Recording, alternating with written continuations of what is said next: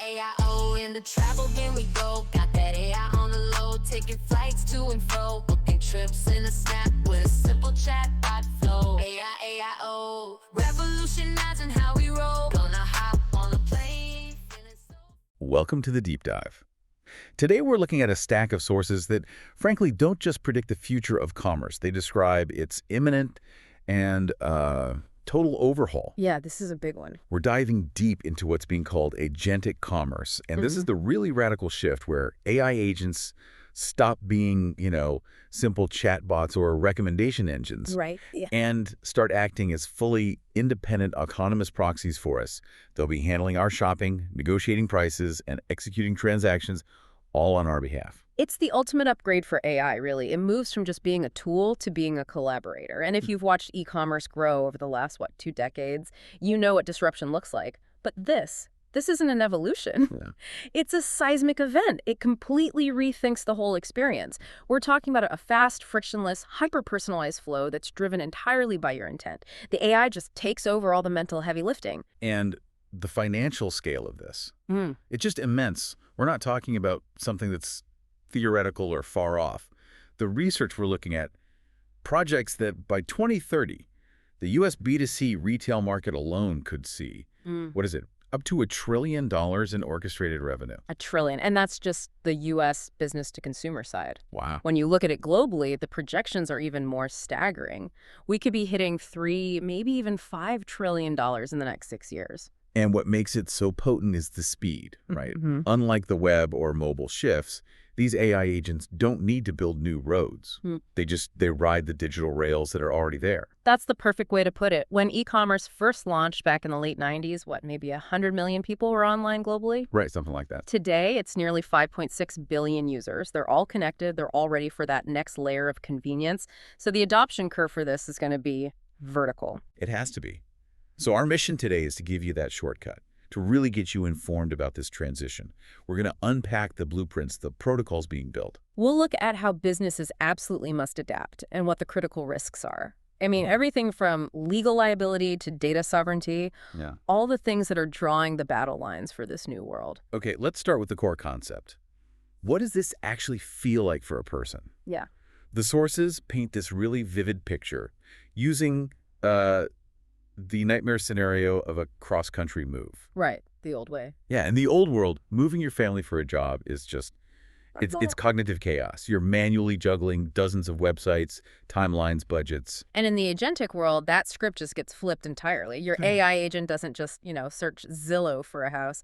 It acts like your personal strategist. It understands the nuances. Exactly. It knows about your kids' school districts. It knows you need to be close to a vet for the dog, or you have a preference for a certain kind of gym. It synthesizes all that data across every platform that matters. And then it does the really tedious stuff, like it'll review the lease for tricky clauses. Done.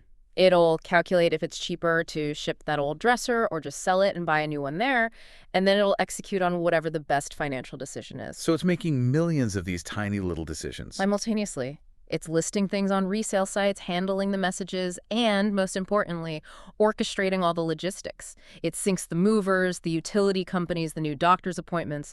So everything just happens. You go from being the conductor of chaos to just receiving a smooth outcome. That move from navigation to outcome, that feels key. And the data is already showing that people are ready for this. Something like 44% of users who've just tried AI-powered search, right, which is really just the appetizer for this. Right. They now prefer it. They consider it their main way to find things, blowing past traditional search engines. And that adoption rate is just stunning. It tells you something really deep, which is that people are desperate to offload that cognitive burden.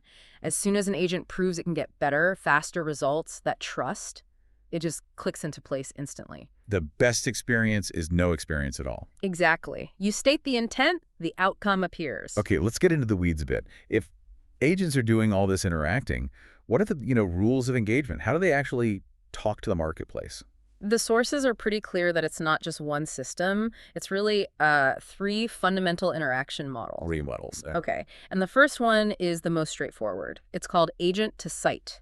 This is where your agent just interacts directly with one merchant's website. So like I tell my agent to book a hotel, and it goes to Marriott's website and does it for me. Exactly. It's acting like a really, really fast and smart browser user, but it's on that one platform. Simple enough. But the second model is where it gets more complex. That's where you get agent to agent, or A2A.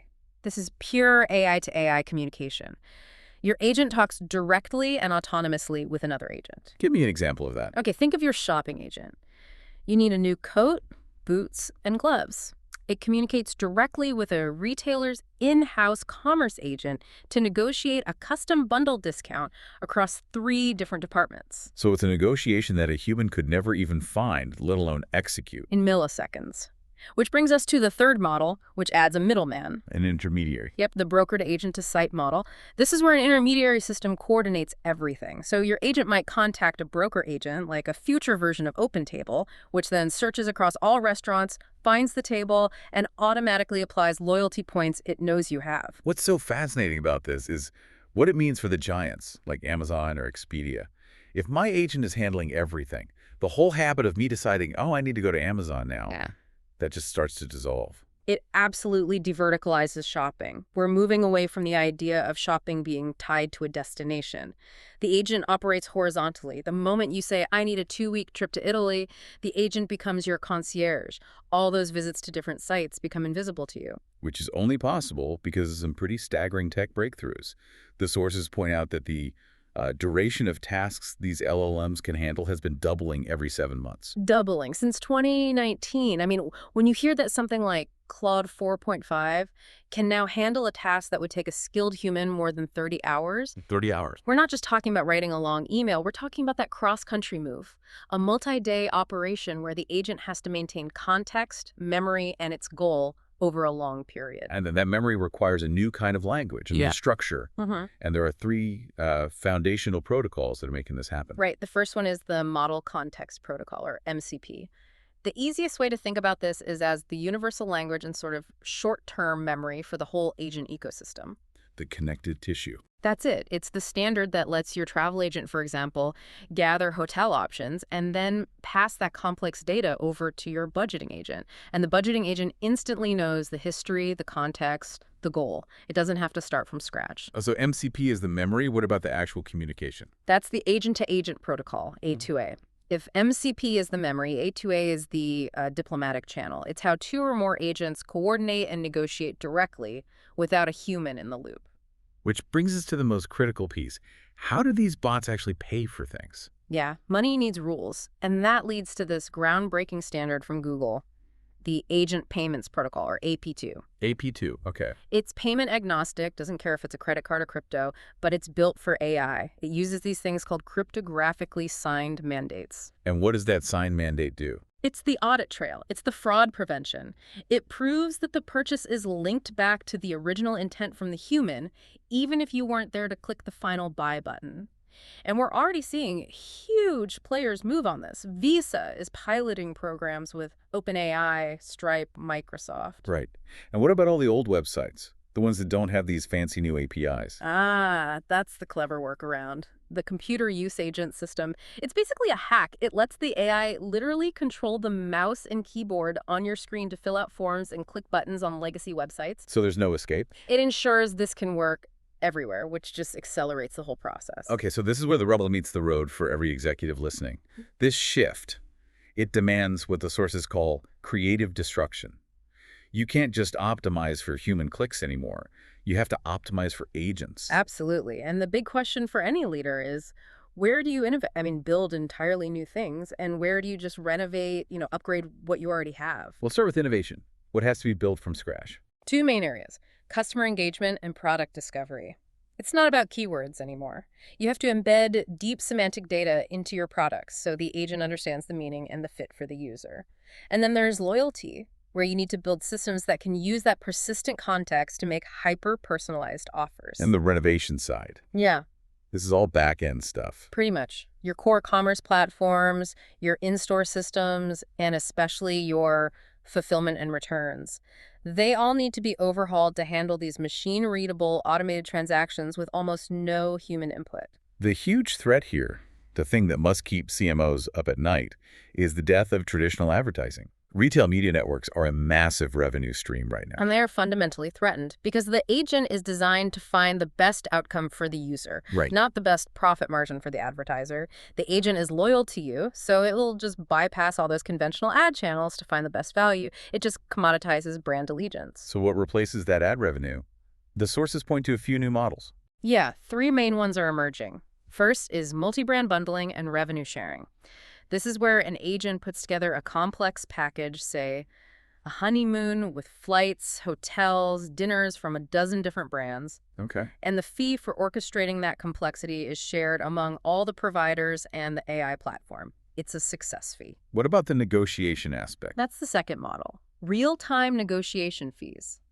The platform can charge a small fee when its agent secures something valuable for you, like a free hotel upgrade or a complex discount. It's monetizing value creation, not just clicks. And the third one is about the data. Exactly. Data insights and analytics. These agents create this incredibly rich data on why you considered one product but rejected another. Businesses can sell that anonymized agent-filtered behavioral data to brands. It's incredibly valuable intelligence. So the message is clear.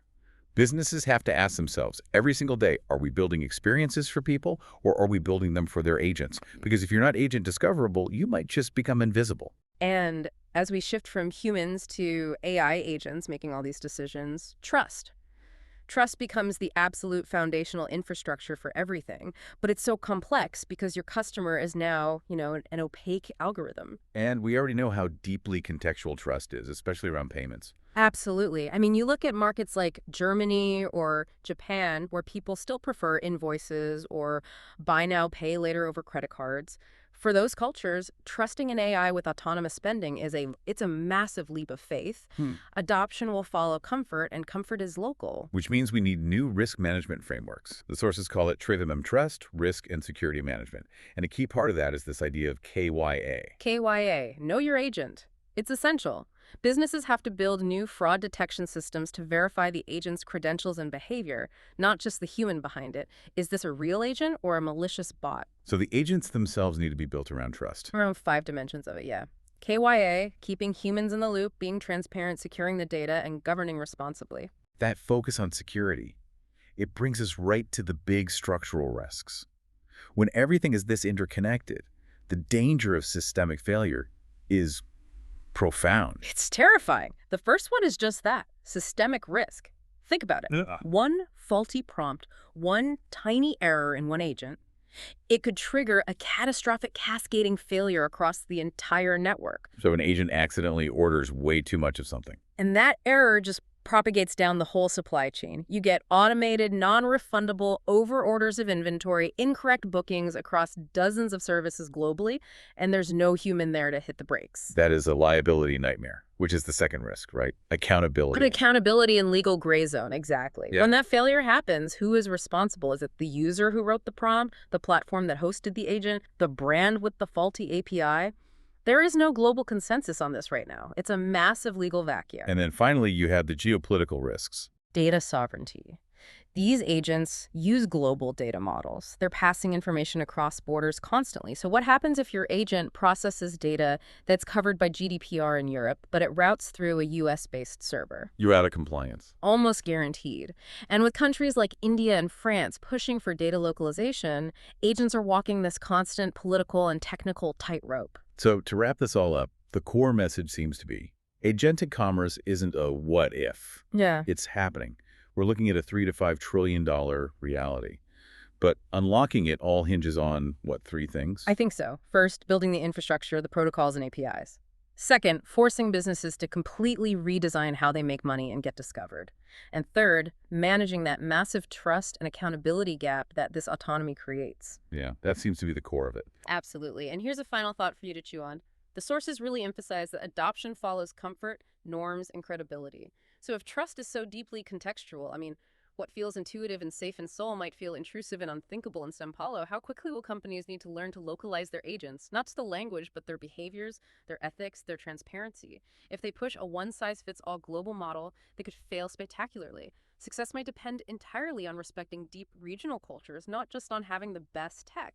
AI, in the travel, then we go. Got that AI on the low, taking flights to and fro, booking booking trips in a snap with a simple chatbot flow. AI, AIO, revolutionizing how we roll. Gonna